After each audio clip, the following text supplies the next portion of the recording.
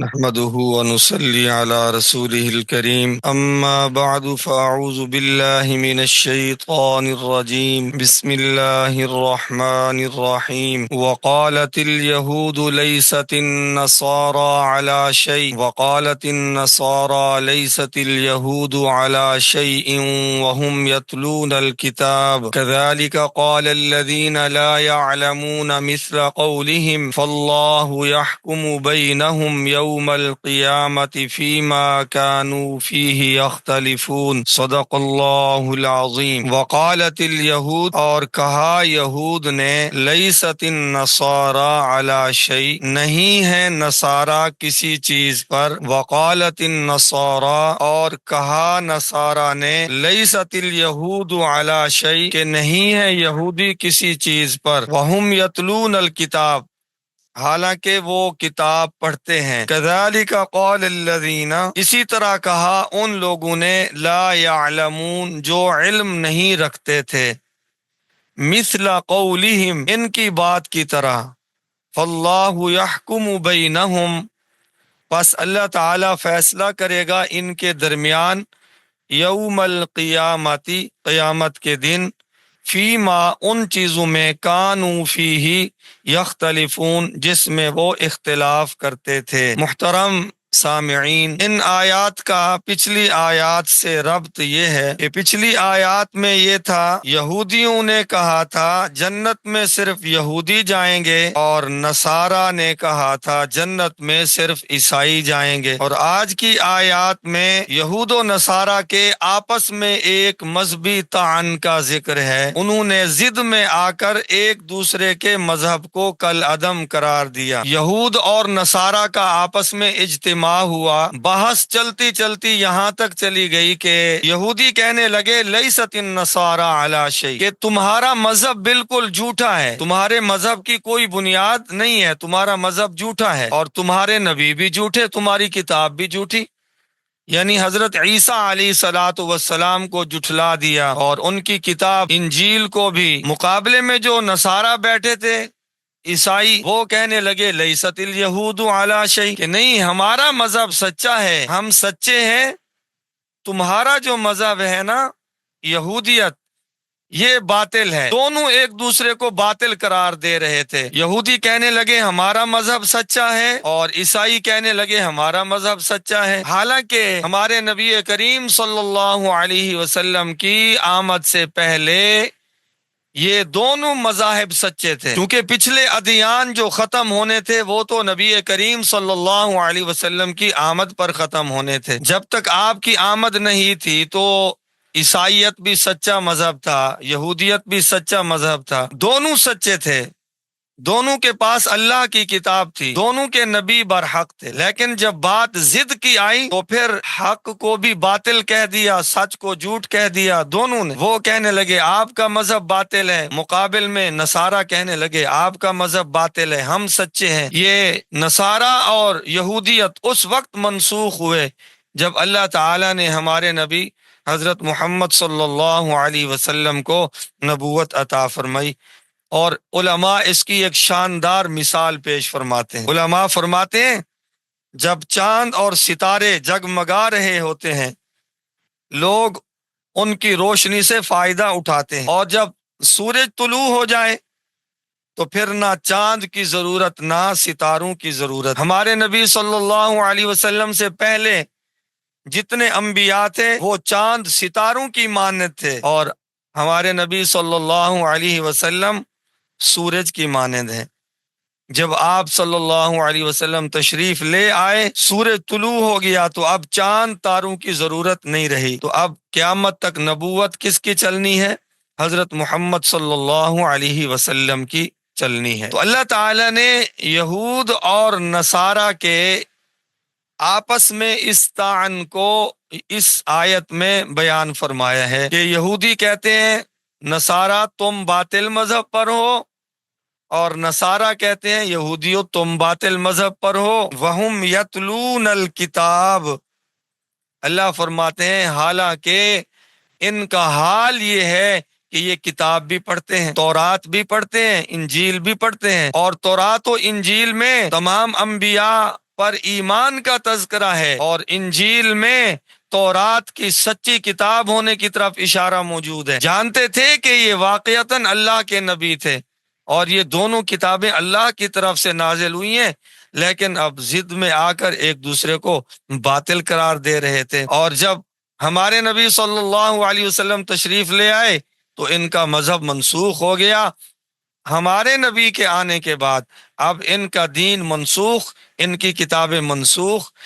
ہاں، ایک بات کہ پچھلے تمام انبیاء علیہم الصلاۃ والسلام وہ قابل قدر، ذی شان اور احترام ان کے لیے واجب ہے۔ ان کی کتابیں منسوخ ہوئی ہیں، ان کے احکام منسوخ ہوئے ہیں، لیکن انبیاء علیہم الصلاۃ والسلام کی شان، احترام، عزت، وقار یہ ہمارے نبی صلی اللہ علیہ وسلم کی شان اقدس کی طرح یہ قائم ہے۔ اور ہم میں سے کوئی مسلمان تورات کی، انجیل کی، زبور کی کسی کتاب کی تحقیر کرنے کا سوچ بھی نہیں سکتا۔ جس طرح ہمارے نزدیک قرآن مقدس ہے اور یہ منزل من اللہ یعنی اللہ کی طرف سے نازل شدہ ہے، اسی طرح تورات، انجیل، زبور یہ ساری کتابیں اللہ کی طرف سے نازل شدہ ہیں۔ چنانچہ آج دنیا میں یہودی اور عیسائی ہمارے قرآن کی توہین تو کرتے ہیں، ہمارے نبی صلی اللہ علیہ وسلم کی توہین کرتے ہیں، لیکن ہم مسلمان ان تمام کتابوں کو بھی مانتے ہیں اور ان کتابوں کے لانے والے انبیاء علیہم الصلاۃ والسلام کو بھی مانتے ہیں۔ جس طرح ہمارے پیارے نبی صلی اللہ علیہ وسلم کی توہین کرنے سے بندہ اسلام سے خارج ہو جاتا ہے، اسی طرح ان تمام انبیاء علیہم الصلاۃ والسلام کی توہین سے جو آپ سے پہلے گزر چکے ان کی توہین سے بھی بندہ اسلام سے خارج ہو جاتا ہے۔ تو یہ یہود و نصارہ کی باتیں اللہ نے نقل فرمائی، اور اس کے ساتھ ایک تیسرے گروہ کا تذکرہ بھی فرمایا۔ كَذَلِكَ قَالَ الَّذِينَ لَا يَعْلَمُونَ مِثْلَ قَوْلِهِمْ۔ یہ تیسرا گروہ مشرکین مکہ، جب ہمارے نبی صلی اللہ علیہ وسلم مبعوث ہوئے تو یہ تین طرح کے طبقے تھے، ایک یہودیوں کا طبقہ، ایک عیسائیوں کا، اور ایک مکہ کے مشرکین۔ یہود اور عیسائی وہ اہل علم کہلاتے تھے، اہل کتاب، کیونکہ ان کے پاس تورات اور انجیل تھی، اور مکہ کے جو مشرکین تھے یہ جہلاء کہلاتے تھے، ان کے پاس کوئی کتاب نہیں تھی۔ تو اللہ تعالیٰ نے یہود اور نصارہ کے اقوال نقل کرنے کے بعد یہ بھی فرمایا کہ وہ جو مکہ کے مشرکین ہیں نا، جو لا یعلمون، جو کچھ نہیں جانتے، جن کے پاس علم بھی نہیں ہے، کتاب بھی نہیں ہے، مثل قولہم، اللہ کہتے ہیں وہ بھی انہی کی طرح بات کرتے ہیں۔ کن کی طرح؟ یہود اور عیسائیت کی طرح۔ وہ کیسے بھائی؟ جس طرح یہودی کہتے تھے ہم سچے ہیں، عیسائی باطل مذہب پر ہیں، عیسائی کہتے تھے ہم سچے ہیں اور یہودی باطل مذہب پر ہیں۔ یہ مکہ کے مشرکین یہ کیا کہتے تھے؟ کہتے تھے یہودی بھی باطل مذہب پر ہیں، عیسائی بھی باطل مذہب پر ہیں، اگر حق پر ہیں تو وہ ہم مشرکین مکہ ہیں۔ لو بھائی، اللہ تعالیٰ نے ان کی بات بھی نقل فرما دی کہ وہ جو علم نہیں جانتے نا، وہ بھی مثل قولہم، ان کے قول کی طرح بات کرتے ہیں، یعنی جس طرح یہود اور نصارہ کا قول ہے نا کہ ہمارے سوا سب باطل ہیں، حالانکہ قرآن نازل ہونے کے بعد یہ سب باطل یعنی منسوخ۔ اب اگر اللہ کے قرآن کو اور نبی کریم صلی اللہ علیہ وسلم کی نبوت کو نہیں مانتے تو پھر ان کا یہ عقیدہ باطل، ان کا یہ ایمان باطل۔ مکہ کے مشرکین کیا کہتے تھے کہ ہم شرک والے صحیح ہیں اور سارے مذاہب باطل ہیں، حالانکہ وہ سر سے لے کر پاؤں تک، مکہ کے مشرکین سر سے لے کر پاؤں تک شرک میں ڈوبے ہوئے تھے، اور اللہ تعالیٰ کا وہ گھر جو حضرت ابراہیم علیہ السلام اور حضرت اسماعیل علیہ السلام نے صرف اللہ تعالیٰ کی رضا کے لیے بنایا تھا، اس کی بیرونی دیواروں پر انہوں نے 360 بت نصب کیے ہوئے تھے، اور شرک میں اتنے اندھے ہوئے اور غضب یہ ڈھایا کہ ان بتوں میں عیساف اور نائلہ کے نام سے بت بھی شامل تھے۔ عیساف یہ مرد تھا اور نائلہ عورت تھی، ان کے آپس میں برے تعلقات تھے، ان کو خواہش پوری کرنے کے لیے اور کوئی جگہ نہ ملی۔ رات کو جب لوگ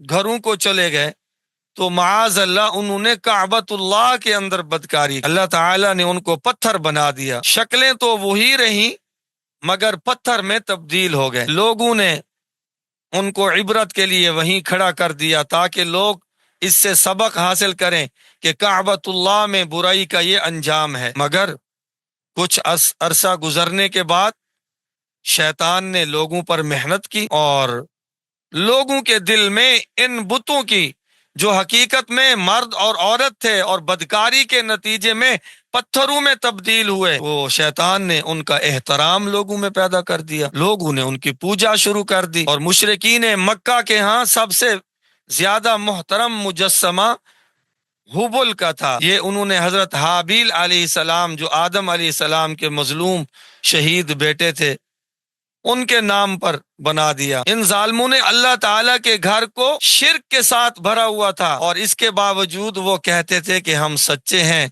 اور باقی سب کیا ہیں؟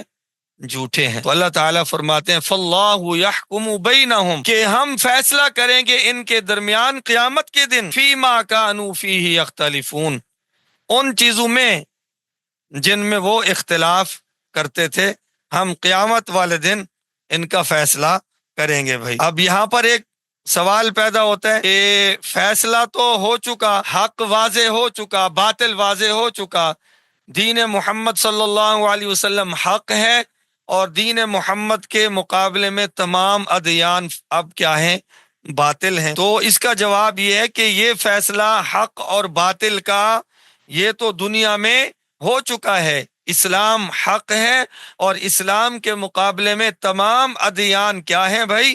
باطل ہیں۔ لیکن عملی طور پر اللہ تعالیٰ قیامت والے دن فیصلہ فرمائیں گے کہ سچوں کو اللہ جنت میں بھیجیں گے اور جھوٹوں کو اللہ تعالیٰ دوزخ میں بھیجیں گے۔ دودھ کا دودھ اور پانی کا پانی ہو جائے گا، ورنہ دلائل کے اعتبار سے تو دنیا میں ہی فیصلہ ہو چکا ہے کہ حق کیا ہے اور باطل کیا ہے۔ اور یہ لوگ باوجود باطل پر ہونے کے اس قدر عنادی ہیں کہ اپنے آپ کو سچا سمجھتے ہیں اور حق پر سمجھتے ہیں۔ اب دیکھ لیں دوبارہ، اب بات سمجھ آ جائے گی کہ یہود کہنے لگے نصارہ کسی چیز پر نہیں ہے اور نصارہ کہنے لگے لیست الیہود یہودی کسی چیز پر نہیں ہے، یعنی ان کی بنیاد کسی اللہ کے حکم پر نہیں ہے، باطل مذہب ہے۔ وہم یتلون الکتاب حالانکہ یہ آیات یعنی تورات اور انجیل کی تلاوت بھی کرتے ہیں۔ کذالک ایسے ہی کہا ان لوگوں نے لا یعلمون جو کچھ نہیں جانتے، مثل قولہم ان لوگوں کے قول کی طرح۔ فاللہ یحکم بینہم اللہ تعالی فیصلہ کریں گے ان کے درمیان قیامت کے دن فیما ان چیزوں میں جن میں وہ اختلاف کرتے تھے۔ آخر میں گزارش ہے، مدرسہ زید بن ثابت رضی اللہ تعالی عنہ آپ کے لیے درس قرآن، درس حدیث اور اس کے علاوہ مختلف اصلاحی پروگرام پیش کرتا ہے۔ آپ اتنا تعاون فرمائیں کہ اپنے دوست احباب میں درس قرآن کی دعوت چلائیں، درس حدیث کی دعوت چلائیں۔ اللہ تعالیٰ نے ہر مسلمان کو اپنا ایک حلقہ عطا فرمایا ہے، تو آپ تمام احباب اپنے طور پر ضرور اپنے دوستوں کو درس قرآن اور درس حدیث جو کہ مختصر وقت کے لیے ہوتا ہے اس کی دعوت ضرور دیا کریں۔